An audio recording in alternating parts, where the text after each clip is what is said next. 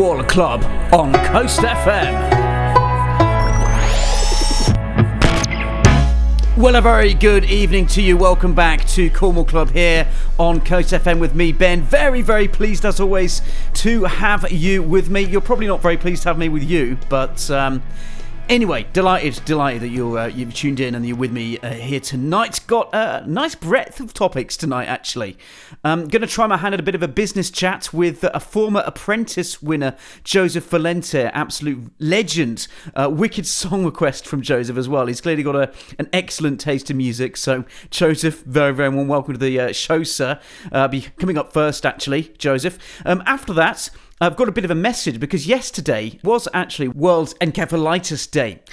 Basically, this day is all about raising awareness of encephalitis or brain inflammation. And so I've got the Director of Engagement from the Encephalitis Society, that's Julie Clark, on the show to talk a little bit about that, about the condition, what the condition is, and indeed why this day is all about raising awareness for it. Now, as always, covering a medical topic there, if you do have any medical questions, of course, it's really important that you direct those to your own healthcare professional. This show, of course, can't replace any advice that you do need. After that, we're going to take a bit of a detour then. As I said, a bit of a breadth of topics for you tonight. Detour into copywriting. So I've got, the fantastic chap called Dave Harland, a.k.a. The Word Man. This interview was actually recorded a while back for a podcast that I also run. Shall I plug it? Shall I not? No. Yeah, very quickly, it's called Monster Frequency. If you're interested in medical communications, check it out. But anyway, this was recorded for that, basically. I thought it might be interesting to have it on the show tonight for you. So, see if you like that. All about writing. So if you're a writer at work, it doesn't matter what kind of writing you do. Could be medical writing, could be advertising, could be any other form of writing. If you're writing at work, I really think this could help. So give it a listen.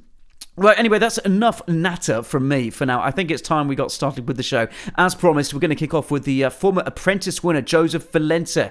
He's giving, some advice for small businesses on becoming more sustainable this year. Let's welcome him to the show. CORNWALL CLUB on Coast FM. My name's Joseph Valente. You may have known me as the BBC Apprentice winner in 2015, and I'm here today to speak to you and all of your listeners after teaming up with Mercedes-Benz to speak about sustainability in the market for business leaders.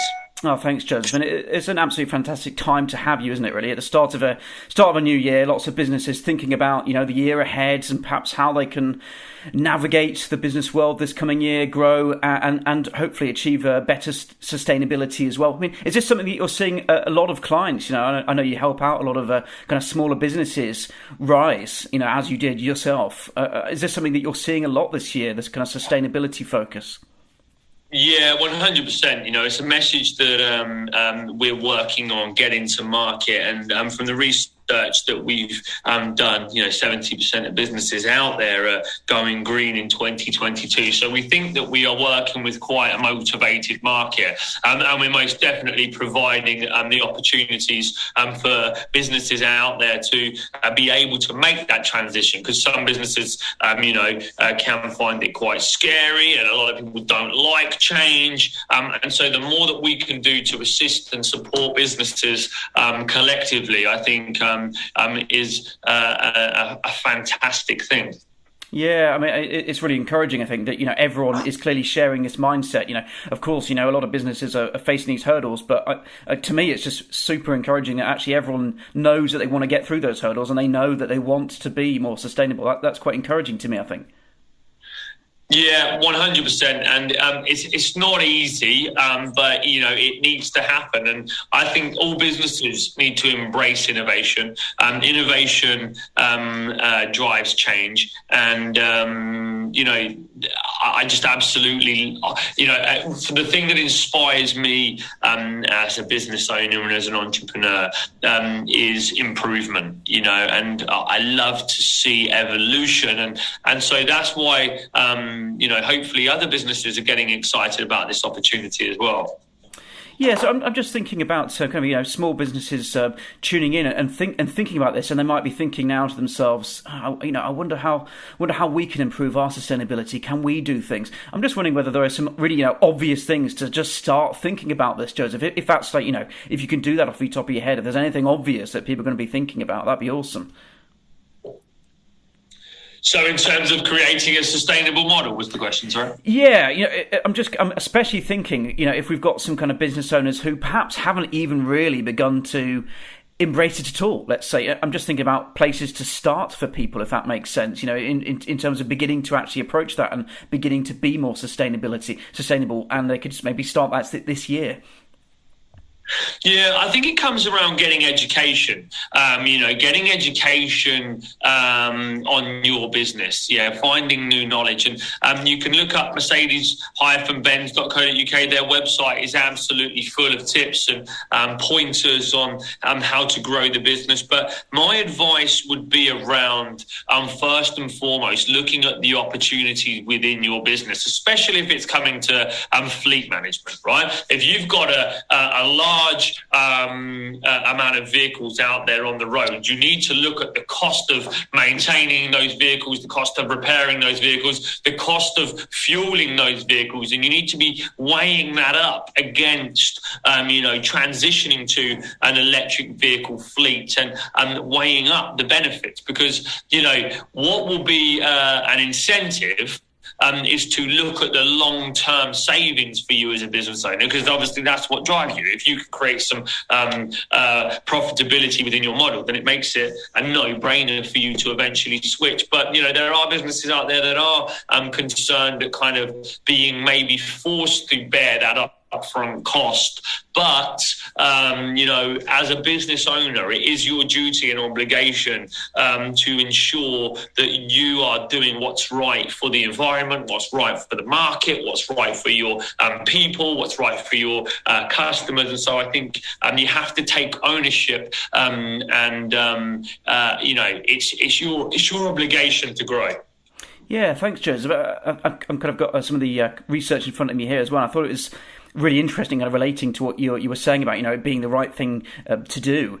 I can see here that actually a lot of the time these days, actually customers will be looking for that, and also businesses that are looking to partner up with other businesses and things, and take on projects together. They're going to be looking for that as well. So it's kind of presumably, if you don't kind of move along with it, you might actually find yourself a bit left behind, sort of thing. People won't want to partner with you. They won't want to be your customer because you're not doing very well sustainability wise, if that makes sense.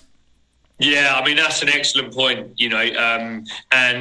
being successful in business is about collaboration and aligning yourself with the right brands out there in the market. Again, this is why I've teamed up here, and I think it's absolutely important that, being aligned with the right brands, creating that message.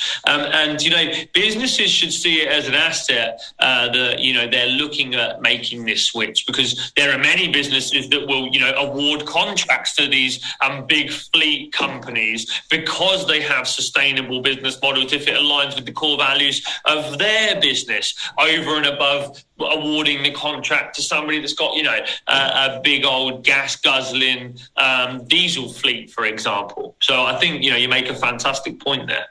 Oh, thanks, Joseph. Yeah, it's fascinating, really, to think about it all. I mean, I think it's kind of very much in line, isn't it, with as consumers, what consumers for everyday vehicles are thinking about as well. I mean, of course, I think everyone is now anticipating that we're all going to be using electric vehicles. So it's interesting that obviously that is, of course, being reflected in business as well. Yeah, I couldn't agree more. Yeah, it's fantastic. Well, thanks for your time so far, Joseph. Of course, I'm aware of it. Won't keep you for too long. I just want to finish on a couple of things, if that's all right with yourself.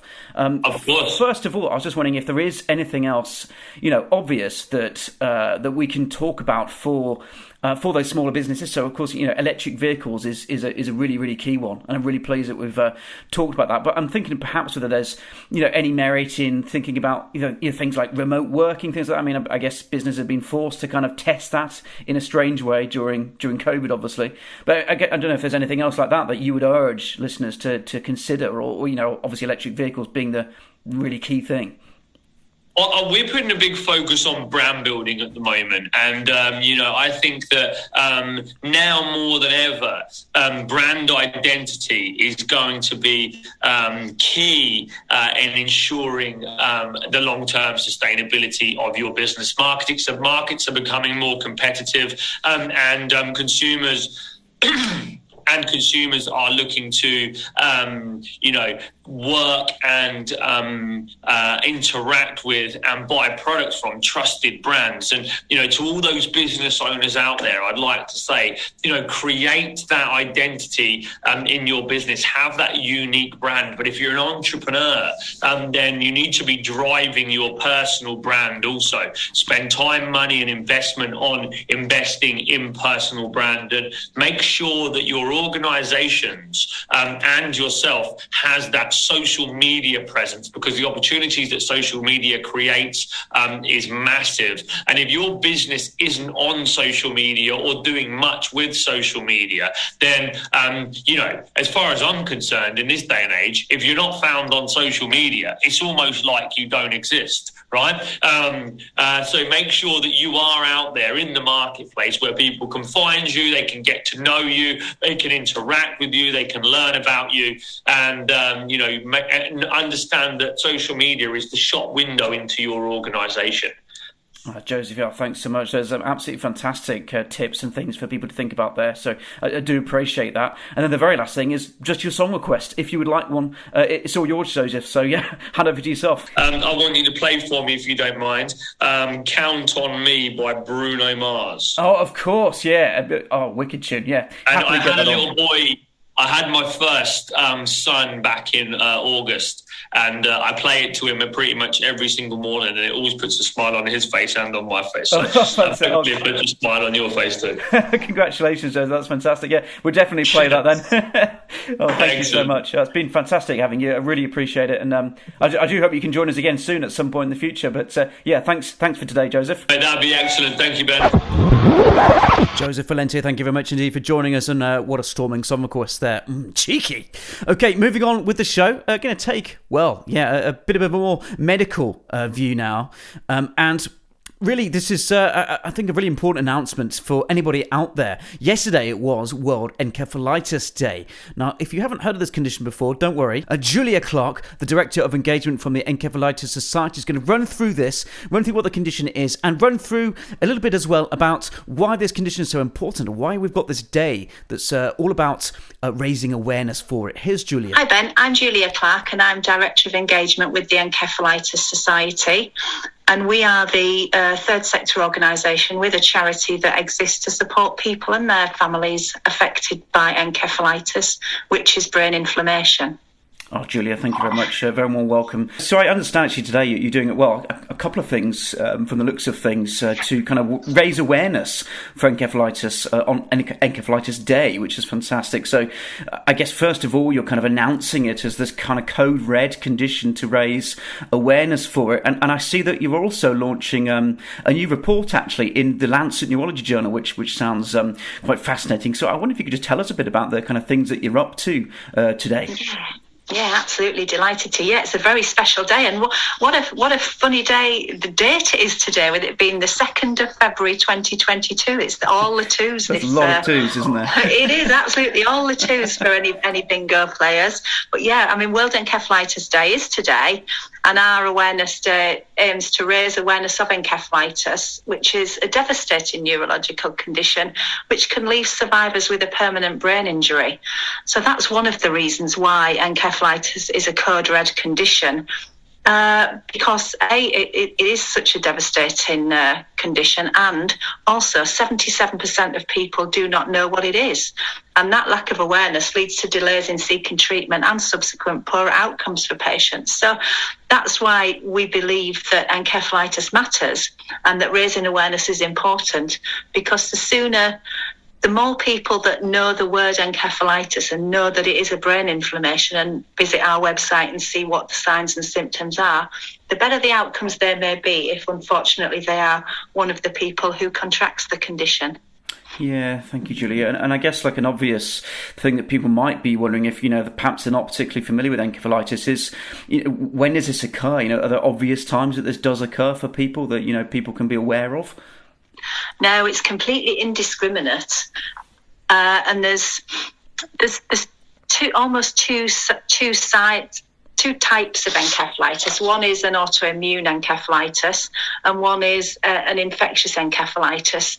And confusingly, the symptoms can be quite different for the two types. But basically, if you feel weird or odd or experience any symptoms that could be confused for many other neurological conditions, or simple colds or fevers, encephalitis is a condition and a word that you probably should just have in your arsenal as something that is around. It's not a rare condition. In many countries it's more common than motor neurone disease and bacterial meningitis, so it's not rare. It's just that awareness remains low. But please visit our website. We've got a handy section on recognising what encephalitis might present as. So have a look and see if you're feeling that you might be affected by the condition. Yeah, thank you. That sounds like an important thing for people to, as you say, just keep in mind so that they can chat to their, various healthcare professionals about that if they feel they need to. And I guess the other thing as well is, of course, just in general, the kind of fact that more people become more aware of. I mean, I know you kind of were talking about this already, but hopefully that will kind of feed into just, helping people who unfortunately are out there still living with the impacts of it. I mean, I think you mentioned there that actually, some people end up with kind of permanent brain injuries. I mean, that sounds like it must be a very, very difficult thing to deal with. Yeah, absolutely. I mean, your brain almost feels like it's the last unexplored organ. We think about the other parts of our bodies quite a lot, but we don't often think of our brain and what happens when something happens to damage your brain. So, brain injuries post-encephalitis are often permanent. They can be really severe and life-changing, and that's why the work that we do at the Encephalitis Society and the work that we promote on World Encephalitis Day and the papers and the science that we contribute to, it's really, really, really, really important that encephalitis is recognised as a code red condition, and that our work is amplified throughout the media. So that's why we're so grateful to you for having us on your show to promote the stuff that we've talked about this morning, and also the paper that we're launching today that's written by our scientists that concludes that encephalitis is a global problem, with high death rates and a significant disease burden. And if anyone would like to, read that important report, please visit our website and have a read, because we know that encephalitis is important, and we need to work together with global stakeholders, including the World Health Organization, because we need to improve diagnosis. We need more resources. We need aftercare. Particularly in low to middle income countries, and coming together on World Encephalitis Day to launch this transformational paper that our scientists have written is something that we're really, really proud of, and we know that it's the start of a really important journey for us and for all people affected by encephalitis. Yeah, thank you, Jill. I mean, it sounds like absolutely fantastic work, and this report sounds like actually a really important kind of milestone in kind of bringing awareness people. I mean, is this something that of course, I'm sure you've got fantastic resources over at your website. The report itself, I mean, is that something that you would urge, just kind of everyone to have a quick look at? I mean, is it something that is readily available for people? Better that they kind of visit your website and kind of go through that kind of way of things. Yes, Ben. We'd love people to visit our website, www.encephalitis.info/global report, and read what our scientists have written about encephalitis and the actions that we need to take to improve the situation for people affected. So we'd love people to have a look at that. Make World Encephalitis just to a bit more about encephalitis and. Yeah, thank you, Julia. That sounds a really important thing for us to be doing. So thank you for bringing this to our attention. And I was wondering, I won't keep at all, Julia, but maybe it'd be worth, just because I guess to me, key things really to take away is that, of course, this is going to be a very ongoing thing for all the people who are living with it. I mean, it sounds like people are going to need ongoing support. So, of course, it's always going to be important, isn't it, that they get the help and support that they need? Because I can imagine if I was living with this, with a brain injury as a colitis, that it kind of, the support's going to need to go to that kind of whole family, isn't it? I can imagine there's just so much support that's needed. People who unfortunately do have to live with that. Absolutely, Ben. I mean, one person diagnosed with encephalitis somewhere in the world. So to have the Encephalitis Society as a resource of any size around to help people and support research, awareness. It's amazing that we are based here in we're able to do that alone, and we do need to visit our website.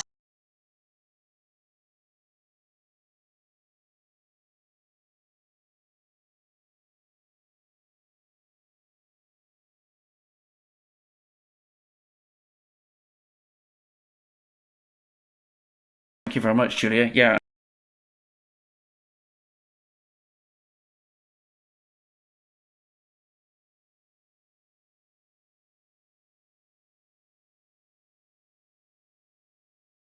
Other links at all? Then